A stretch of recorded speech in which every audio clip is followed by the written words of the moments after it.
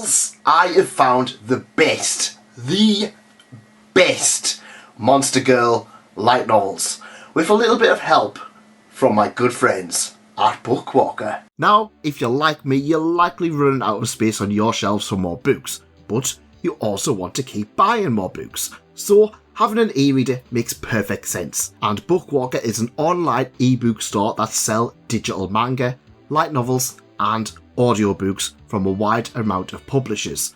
And honestly, they have an absolutely incredible selection of digital titles. There are a lot of titles such as Dungeon Busters, Cooking with Wild Game, Apothecary Diaries, VTuber Legend, Reincarnated as a Sword, The Faraway Paladin, and Amagi Brilliant Park, among other titles that I've just only been able to experience digitally, while others such as Spice and Wolf, Bakano, and Zeroth Maria are old enough now that their physicals are well out of print and somewhat hard to find, so having these be readily available legally, digitally, is a godsend. There are also a ton of titles that other sites like Amazon no longer sell the digital version of, such as Arifareta, Highschool DxD, and Interspecies Reviewers. And this year, Bookwalker are doing a Halloween promotion. And with that comes extra coin back on Halloween and Monster Girl titles, both light novel and manga.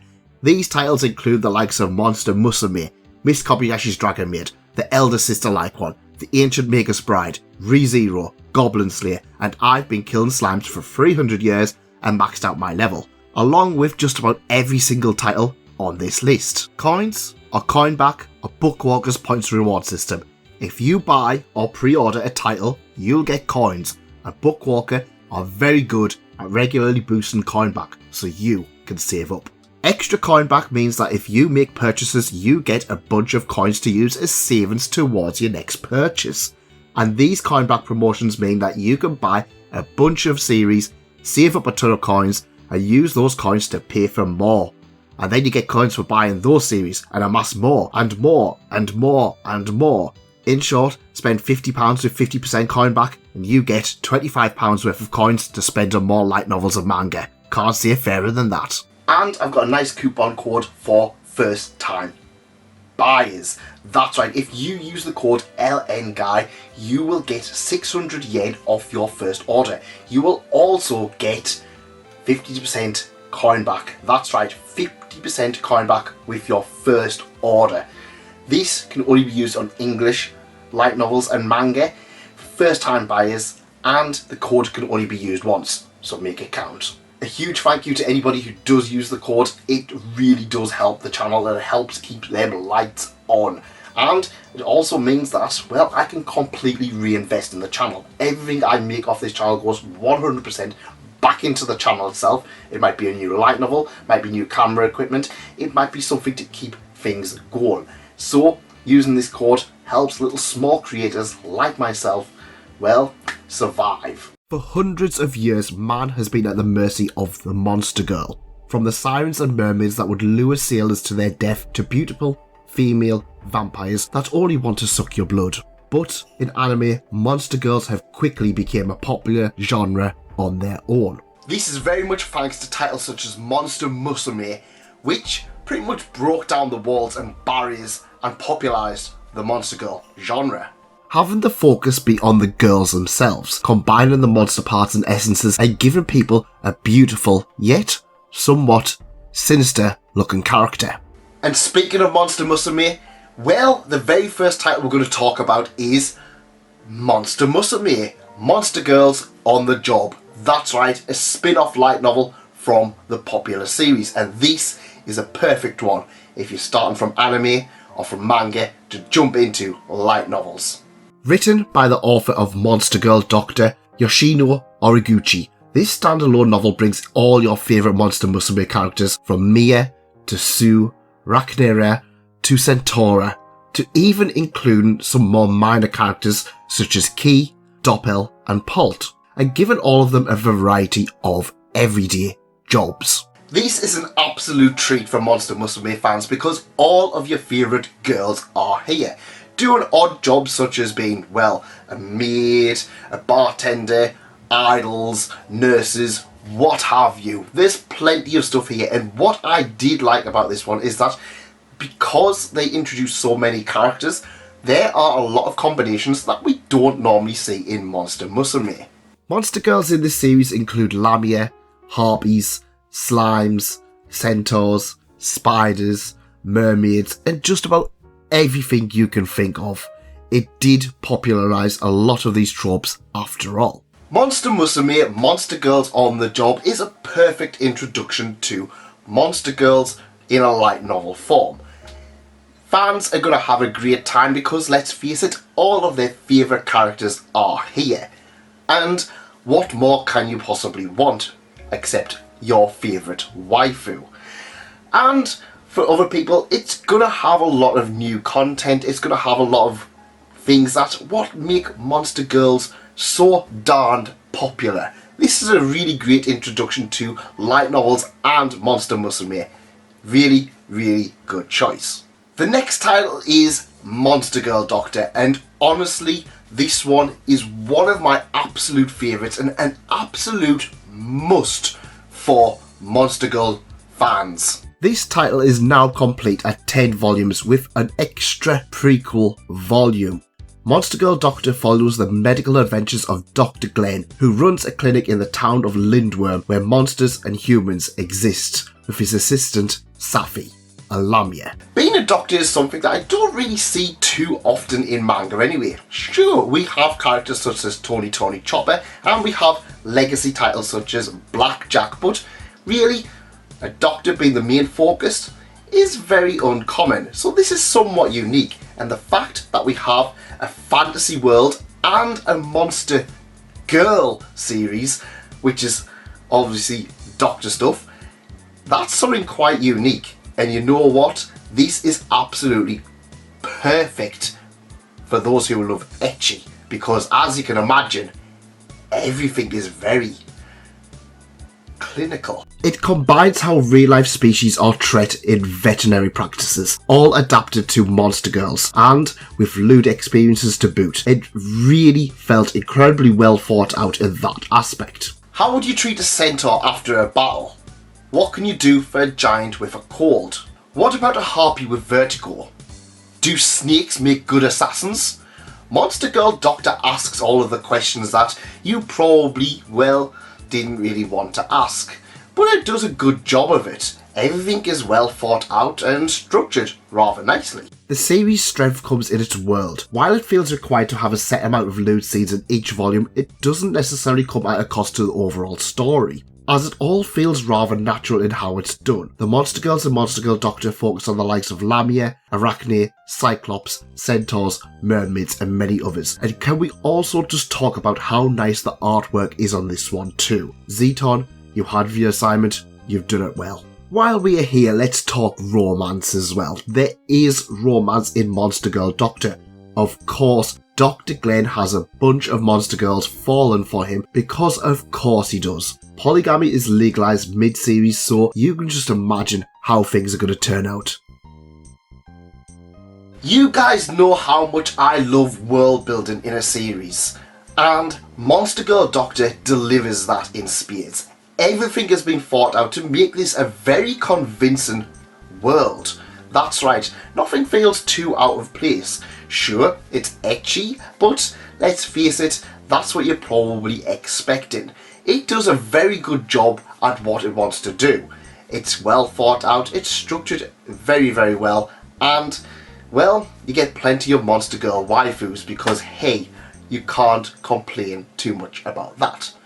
But what if you want your protagonist to be a monster girl? Now, what if you were reborn as the weakest monster in a dungeon with vicious beasts all out to get you? In a world where the hero and demon lord has fought time and time again, a classroom is reincarnated, with one girl being reborn as a spider. However, this is a world full of extreme hardship and threats to life at every turn. So I'm a spider, so what is, well, it's technically a Monster Girl series. She is a monster, she's also a girl. Ooh, Monster Girl. But this one is a really good one, honestly. It is so well written. Our main protagonist, well, she's got to survive in a world that, well, pretty much everything is going to kill her. And she is fortunate enough to get some, well, as you expect in a light novel, overpowered abilities. This is an absolutely exceptional title, with plenty of battles, fantasy and intrigue. The story keeps you gripped well enough to turn the pages with a ton of fun and interesting characters. It's very hard to dislike the main character as they struggle to survive in this world, becoming more and more powerful, but they keep a brave face on. There's a lot of humour and selfish in her as she clings on to life. However, this particular title also sheds light on the hero and the other class members too. There's a lot of great stuff in here when you check it out. Now, in this particular series, the monster girls focused on is, well, our spider protagonist. There's also vampires, oni and elves among other things. So I'm a Spider So What is now complete. That's right, you can buy all of the volumes for this series and binge it. And you know what? It is one that I 100% recommend. There are so many twists and turns in here. There's so many things that you just don't expect, and a lot of unique takes on, well, what I consider to be some very set in their weird trends. That's right, you're going to get some very unique things in this series. I really recommend this one. You're going to absolutely love the main protagonist, and a lot of the side characters are really well done as well. Definitely worth checking this one out. That's right, the next one we're going to talk about is That Time I Got Reincarnated as a Slime. And you guys, you know this one, don't you? A man dies and finds himself reborn as a slime, the weakest of the monsters. He is given a number of special skills, including Predator, which allows him to devour anything and mimic their skills. He befriends the great dragon Veldora, who has been imprisoned for hundreds of years, and exchanging names, he becomes Rimuru. He then consumes Veldora and the prison to eventually try and free him. The disappearance of Veldora creates a power vacuum, one that, well, people are going to try and fill. The Great Forest of Jura is, well, it's thrown into disarray, and there's only one person who's going to set things right. That's right, Rimuru. He sets up a city in the forest, protecting some of the creatures. And, well, what interesting creatures we have. The first in the town are goblins, before eventually moving to Oni, lizardmen, dragons, fairies, and a whole host of other creatures that join Rimuru, improving the world. And man, what a world there is to be had here. One of Slime Isekai's biggest strengths is the amount of characters it's got. They feel quite at home in the amount of world and city building. Sometimes there are a little bit too many characters, but you know what? You're gonna have a favourite. Combine that with volumes being absolutely jam-packed of, well, city building, law making, world expansions, and over-the-top battle shonen. You're going to have a great time with this one. That Time I Got Reincarnated as a Slime is absolutely perfect for those who want action alongside their world and city building. And with an incredible cast of monster guys and girls, you are sure to find your new favourite series right here. The next title is an absolute favourite of mine. Overlord. The MMO Yggdrasil is about to close. Within the game exists a guild named Eins Owl Gown. That was once known as one of the strongest guilds in the game. Sadly, all but a handful of players have now left for their real lives, save for a skeletal lich character named Monga. He stays logged in, and when the servers finally go down, he discovers something. He's trapped in the world of the game, and all of the underlings, all of the NPCs, well, they've started to become real people. Overlord is one of those titles that is just so well regarded in the anime community, and it's very easy to understand why. The setting of having the main character essentially be the final boss and his underlings being sub-bosses is something that you don't see very often, at least done particularly well. Overlord is one of those titles that I see is absolutely a perfect example of an overpowered protagonist. Now, I know overpowered protagonists have, well, some people just genuinely don't like them, but this one is done well. The entire of the world is set up to be squashed, but we get enough to make us care. Lizard men, dwarves, dragons, elves, man. We get in-depth looks at their lives, only to have them squashed by Ainz and his underlings. And what underlings does our protagonist have? Well, we've got Albedo, for example, who is a demon succubus.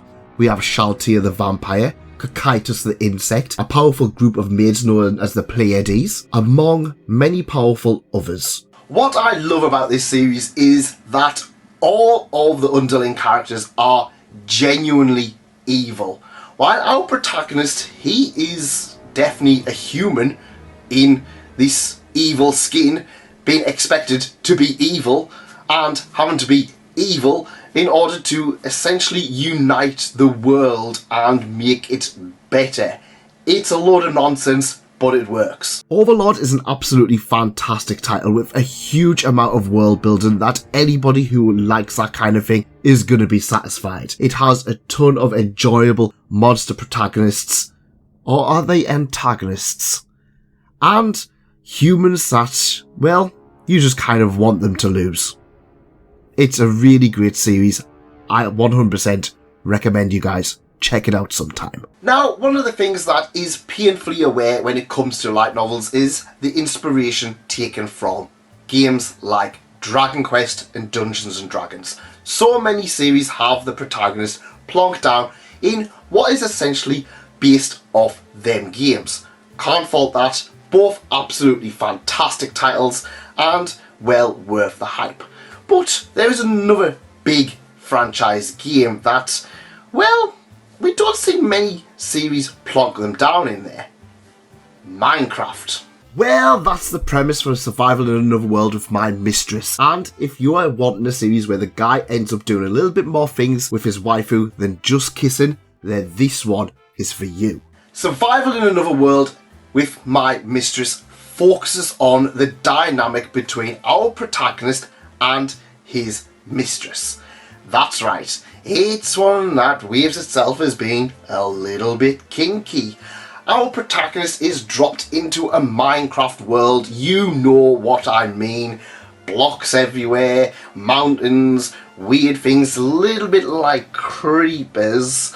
And he is given, well, Minecraft powers. And by that I mean he can craft things rather easily, or he can build things rather easily with dirt or what have you. You know what Minecraft is, it's them powers. Fortunately, a dark elf named Sylphiel helps him and agrees to protect him from the townsfolk, who are monster folk but don't really care too much for humans. She does this by forcing herself to be his mistress, something which our protagonist, Kosuke, doesn't really have much issue with. And of course you have a ton of monster girl waifu for our protagonist to have fun with. We have Irina the Cyclops, filling the niche of a popular subgenre in the monster girl world. We have Melty Hisaka, a cat girl, and the most popular one, Sylphiel, a dark elf. While it gets to things a little bit quickly and often leaves things to the reader's imagination, you're gonna have a pretty good time with this. The Minecraft side of things is thought out rather well, and you know what? I think most people who are coming in for this kind of ecchi series aren't too bothered to have much more in detail other than they have, well, nookie. Barriers are quickly knocked down and soon Kosuke and Sylphiel are a lot more intimate than you'd expect from a regular light novel. Subtle, this series ain't. Next we come to one of the most well-known and beloved ecchi series, and one that is absolutely fantastic for Monster Girl fans. You know the one, Highschool DxD. We've had elves, succubuses, succubi, onis, and pretty much everything else. So let's include a devil girl in the video too. Why not? Highschool DxD continues the fight between angels and demons as our protagonist, Issei Hyodo, a pervert, is thrown into the mix. He is asked out by a female student that he's had a crush on for quite some time, and as what always happens in dates, she just up and reveals herself to be an angel, and subsequently kills him. Hate when that happens. But he is revived by Ries Gremory and becomes her servant. Now, the setup feels like something we've all seen before, but this series is incredibly fun to read, with over-the-top battles and a lot of rude humour mixed in. But, surprisingly most of all, is that the story is actually somewhat good. Now, if you enjoy the anime, the light novel needs to be a must-read for you guys. It removes a lot of the fluff and a lot of the cringe humour, but it expands things and, well, finishes off the plot. I'm going to be perfectly honest, I couldn't get more than 3 episodes into the anime. Just didn't gel with me, but I absolutely love the light novel. Highschool DxD is one of those titles that is absolutely beloved by so many in the community, and I can see why. With the light novel finishing the story and cutting out some of the unnecessary fluff, in my opinion, it's a definitive way to experience a story that is far better than I initially expected it to be. This title is no longer available digitally on Amazon. However, Bookwalker have committed to continue selling this and other light novel titles deemed too hot to sell. Now, we have a lot of unique Monster Girl titles in which the protagonist is, well, transformed into a monster or monster girl. We've had what? Spiders, slimes, I think there's a centaur and a dragon one. But what about, well, the monster that everybody knows? The Mimic. These Legs Don't Lie is the Mimic Isekai, and honestly, it's as daft as you can imagine. A girl is reborn in another world as a mimic, and she awakens in a room with, well, plenty of other mimics and is told to survive. Things aren't easy, however, as hordes of adventurers come and take out the dungeon. Death in here means, well, death. But she's given a little bit of a boon. A pair of magical shoes. And thus, Harumi turns the tables on her enemies and starts making her way up the ladder, of course becoming more and more overpowered as the title goes on. This one literally rests on the absurdity of someone being transformed into a mimic and is often just walking around with arms and legs and the body of a chest. It is ridiculous. Unfortunately, it is only at 1 volume as it got cancelled, but honestly, there is enough in here to make this worth your time. It's very enjoyable, there's a lot of great humour, there's a lot of great visual stuff as well. It's a very fun series. This title is a digital exclusive and definitely worth the few hours it takes to enjoy the story. A fun one, taken well before its time. In terms of Monster Girls, we have our mimic protagonists along with golems, arachne and slimes among others. But really, it's the mimic and its legs that we're coming for here. Now, we've talked about a bunch of really fun Monster Girl series, such as Monster Musume, Monster Girl Doctor, These Legs Don't Lie. A lot of them are quite slice of life and humour based. However, let's look at something a little bit more serious, and something that, well, mirrors the harshness of real life. Irina the Vampire Cosmonaut. One of my favourite titles, and I'm putting this one in as a technicality because technically a vampire is a monster girl, at least according to Universal Studios. Set in an alternative version of Earth, and not Russia and not America are currently in the space race, and either side will do anything to win. To advance in the space race, scientists need to start sending manned ships into space. However, to test on humans, that would be immoral. Now, technically, vampires don't count as humans. So, a loophole is born. Irina the Vampire Cosmonaut gives us the story of Irina, a vampire girl who was trained by cosmonaut hopeful Lev Leps, both with dreams of reaching that which humanity dreams of, the stars.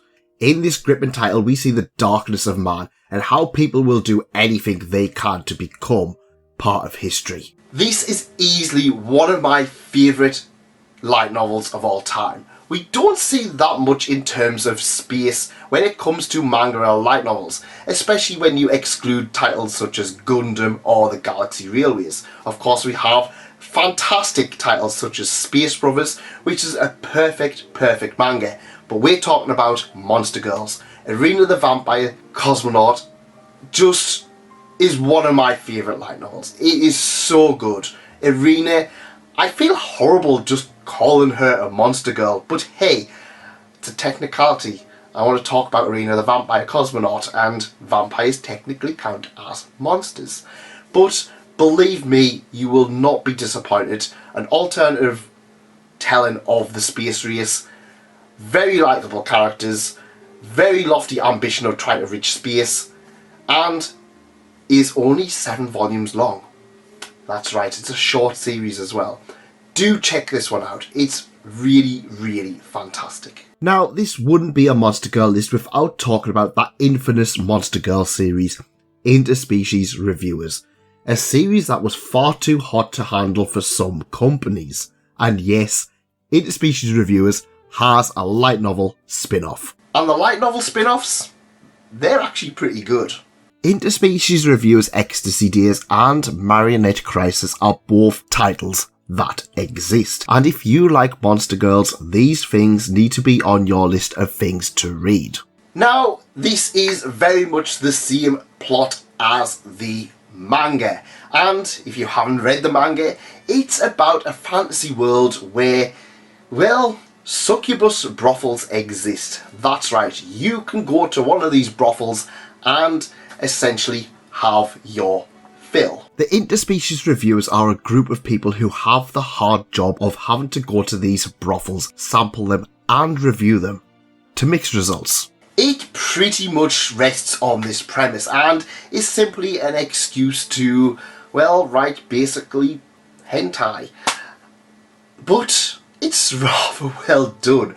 Just about any kink, just about any monster girl, just about anything you can think of in this depraved world is, well, noted down and expanded upon.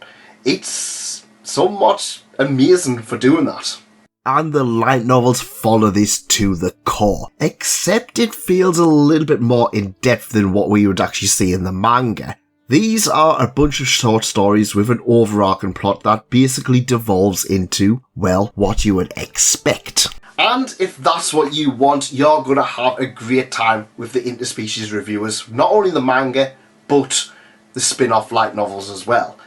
There are so many monster girls in here, from golems, marionettes, elves, harpies. Pretty much any monster girl you can think of is included in these pages. And if that's what you want, you're gonna have a good time. This title is no longer available digitally on Amazon. However, Bookwalker have committed to continue selling this and other light novel titles deemed too hot to sell. Now, we've talked a lot about monster girls in this video, and I think there's pretty much a monster girl series for just about anybody wanting to get into them. But there's one series that I do need to touch on. Technically, I wouldn't call it a light novel, as it specifically says it's an encyclopedia. That's right, Monster Girl Encyclopedia. In Interspecies Reviewers, we followed a group of adventurers reviewing the Monster Girls, and Monster Girl Encyclopedia is very much the result.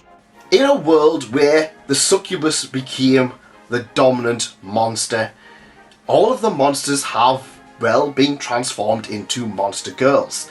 And the Monster Girl Encyclopedia is an absolutely essential book of knowledge to survive in this harsh world. Narratively, there is very little in terms of plot, but What makes these interesting is the facts and the world that has been created around these monster girls.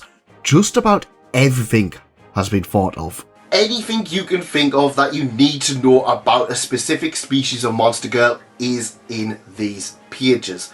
It's very, very well detailed, and, well, you get all of the stuff like the habitat, the food, how they like to mate, and there are some nice pictures included. I can't show them on here. And there's a lot of content, each book having 100 monster girls, each with a ton of lore and facts about them. It's an absolute must-have for monster girl fans and an essential read for people wanting to get into things. Both of these titles come highly recommended as educational titles also. If the education you want is about monster girls, that is. Now, those are some of my favourite monster girl light novels, and I know you guys are screaming that I have missed some fantastic series off, such as Kizumonogatari and Killing Slimes. They are also worth checking out. But let me know in the comments what your favourite monster girl, monster guy, monster protagonist series is, and if you do like this, consider subscribing and leave a like. Thanks once again for Bookwalker for supporting the channel and making sure, well, these lights stay on. It really does help. Thanks for coming, and go check out, well, one of these other videos that's up here. See you over there.